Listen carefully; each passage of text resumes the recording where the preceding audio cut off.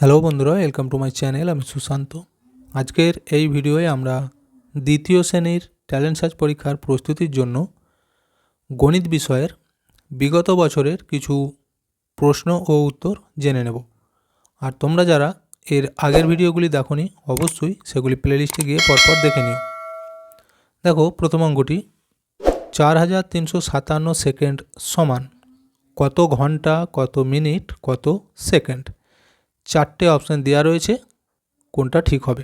তো দেখো, তোমাদেরকে এ বি সি ডি এইভাবে চারটে অপশান কিন্তু দেওয়া থাকবে। যেটা ঠিক হবে সেটাকে গোল দাগ দিতে হবে। যদি এ অপশান ঠিক হয় তাহলে এটাকে গোল করে ঘিরতে হবে। যদি বি এর অপশানটি ঠিক হয় তাহলে বিটাকে গোল করে দাগ দিতে হবে। দেখো, এই অঙ্কটি আমরা কিভাবে করব। এখানে কি বলেছে, সেকেন্ড দেওয়া রয়েছে, ঘন্টা মিনিট সেকেন্ডে নিয়ে যেতে হবে। তাহলে প্রথমে আমরা যদি এটাকে 60 দিয়ে ভাগ করি, দেখো 60 সেকেন্ড সমান হয় 1 মিনিট, অর্থাৎ একে যদি আমরা 60 দিয়ে ভাগ করি তাহলে সেটা কিন্তু মিনিটে বেরোবে। আচ্ছা, সেই মিনিটটাকে আবার যখন 60 দিয়ে ভাগ করব তখন কিন্তু ঘন্টা হবে, কারণ 60 মিনিট সমান 1 ঘন্টা হয়। দেখো, তাহলে যখনই আমরা সেকেন্ডকে 60 দিয়ে ভাগ করব উত্তর কিন্তু মিনিটে বেরোবে। বুঝে গেল? তাহলে এখানে আমরা 7 খাওয়াবো প্রথমে। দেখো, 7 কালে এটা হবে 7 শূন্য শূন্য, 6 7 42। এরপর বিয়োগ করব। দেখো, এখানে 5, এখানে 2 থেকে 3, 1 গেঁটে, এখানে 7। তাহলে কত হচ্ছে দেখো, 157। আচ্ছা, এখন আমরা কত খাওয়াতে পারি? 2 খাওয়াবো। দেখো, এখানে যদি 2 দিই তাহলে 60 দুগুণে কত হয়? 120, কারণ 3 দিলে বেশি হয়ে যেত। দেখো, এই 7, 2 কয় 5, 3 গিঁটে। দেখো, এইখানে কিন্তু 60 থেকে এটা ছোট হয়ে গেছে, তার মানে আর ভাগটা করা যাবে না। অর্থাৎ এখানে যেটা সেকেন্ড ছিল তাহলে এটা সেকেন্ডই রয়ে গেল।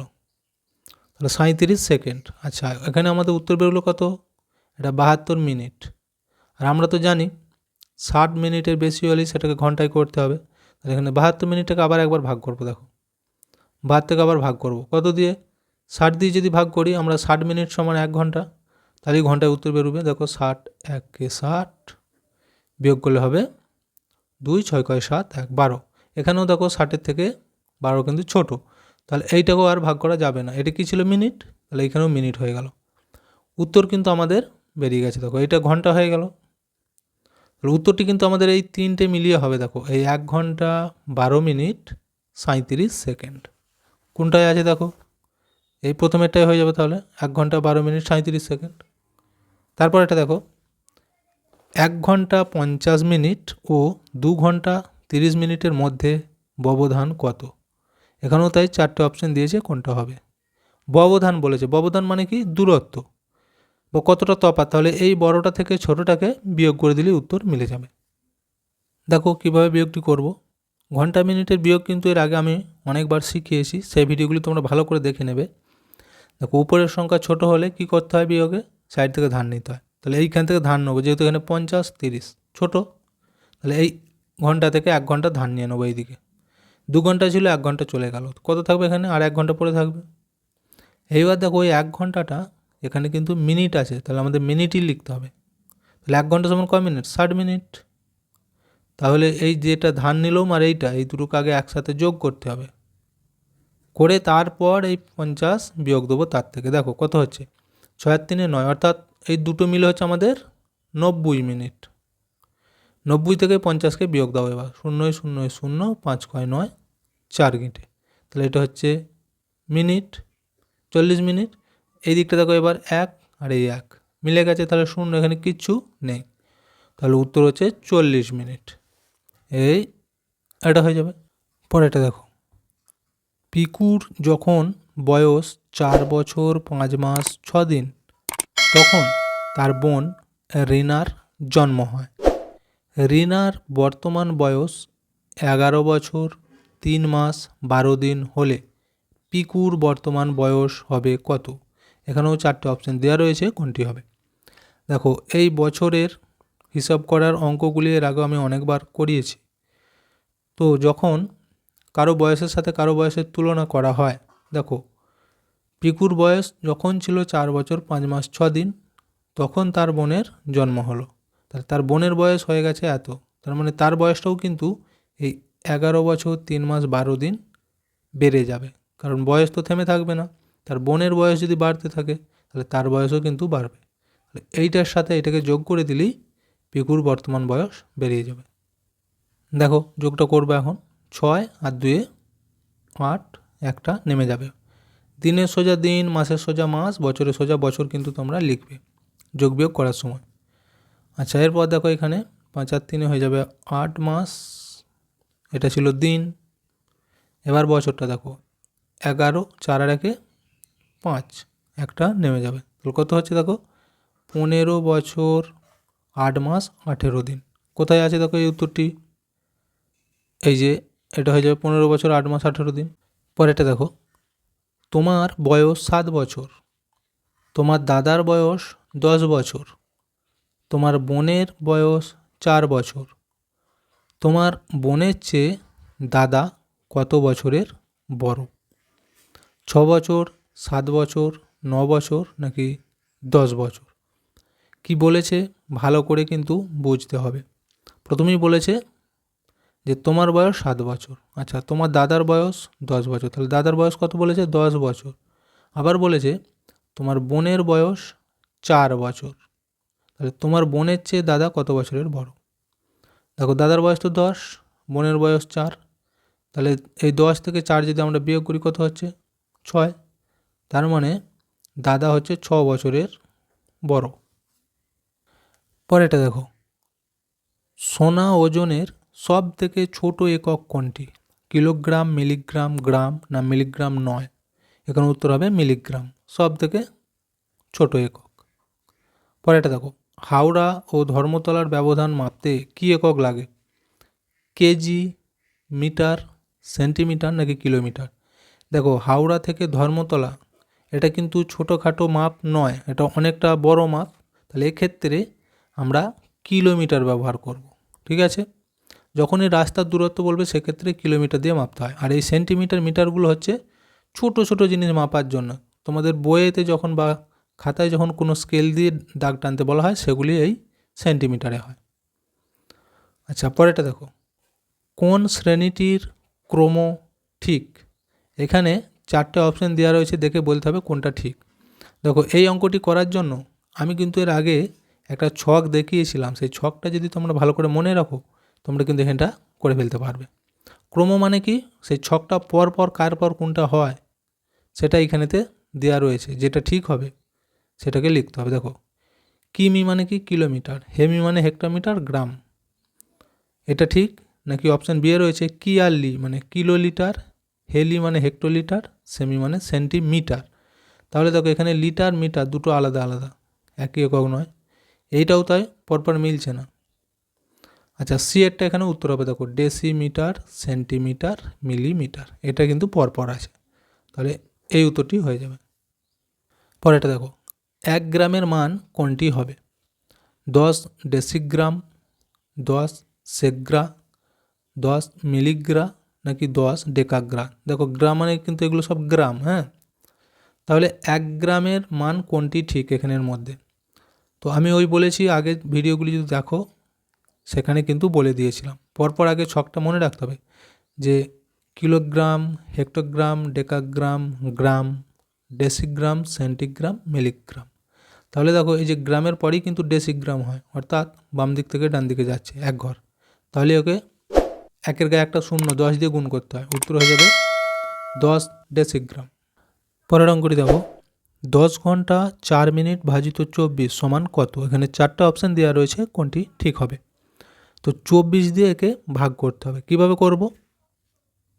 দেখো এইখানেতে যেহেতু ঘন্টা এবং মিনিট রয়েছে, তাহলে প্রথমে এই ঘন্টাটাকে আমরা মিনিটে প্রকাশ করব, ঠিক আছে, তবে অঙ্কটি করতে পারবো। তাহলে এই 10 ঘন্টাকে আমরা মিনিট করতে গেলে কী করবে, একে 60 দিয়ে গুণ করতে হবে, 60 দিয়ে গুণ করলে এটা হয়ে যাবে কত 600, কত হবে 600।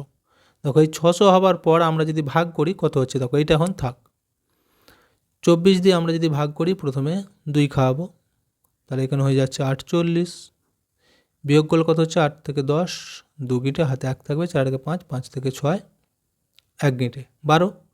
আচ্ছা শূন্যটা নামাল হচ্ছে 120।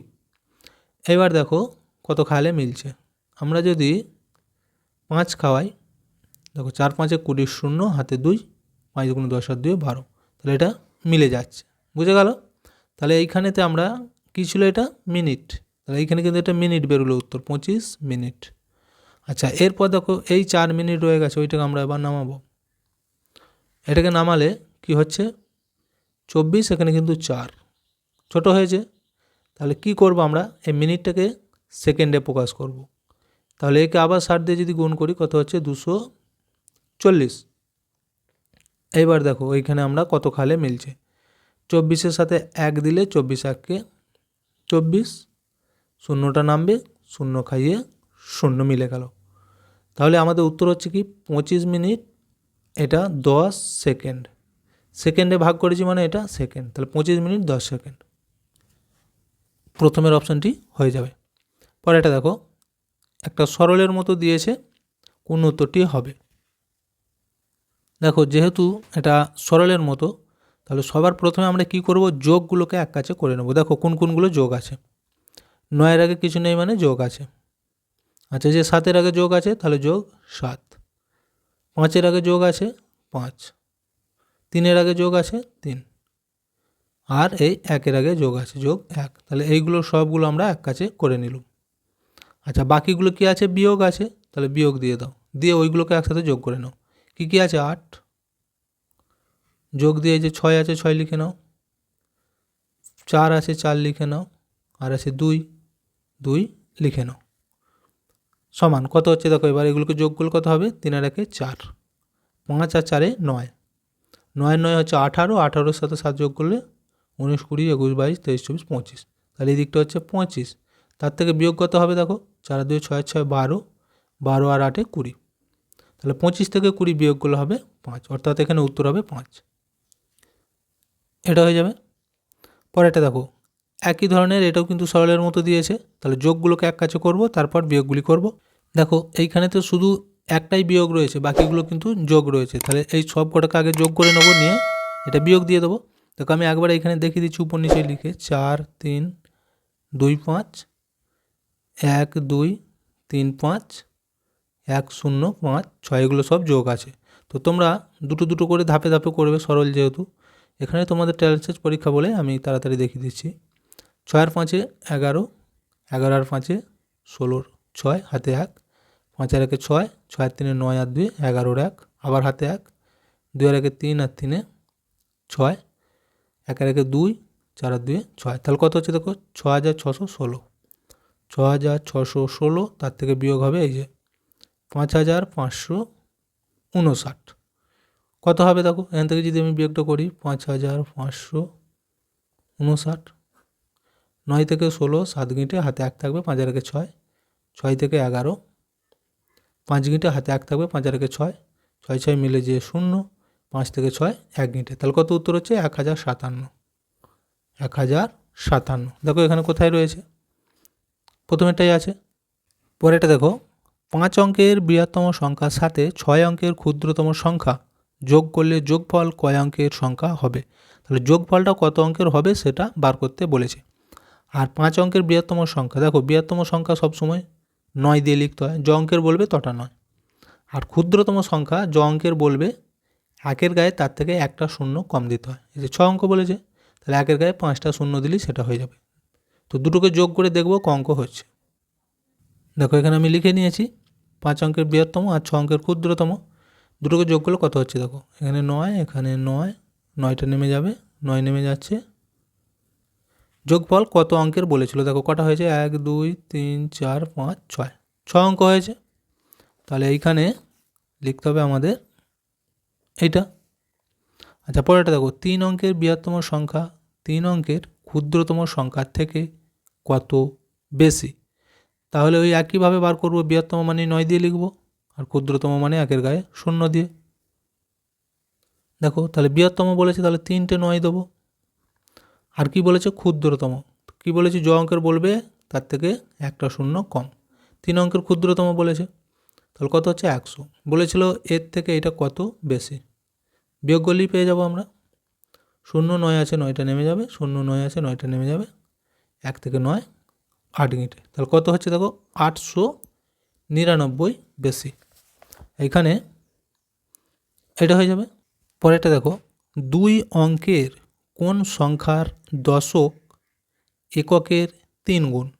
91, 39, 93 নাকি 63? তাহলে কি বলেছে ভালো করে বুঝতে হবে।